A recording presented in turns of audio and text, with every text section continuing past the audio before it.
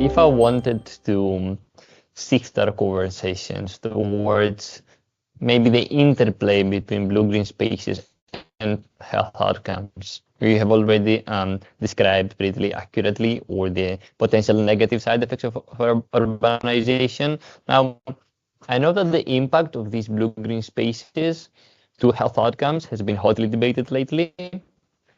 Now, green areas and water bodies are increasingly recognized for their role in urban health. Could you maybe offer some insights on the primary health benefits of these locations, of these environments? Well, All absolutely. within the context of urban centers.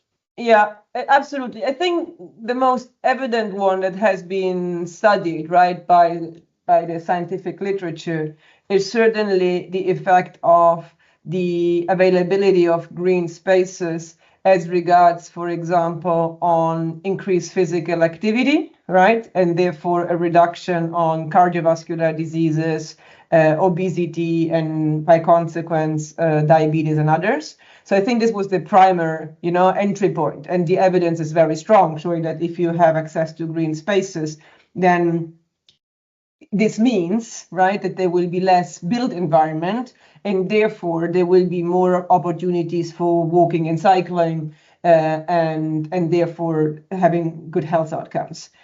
But then subsequently, we have seen that the benefits are also indirect in the sense that if you have green spaces, this will have also an impact on climate change, mitigation and adaptation, right?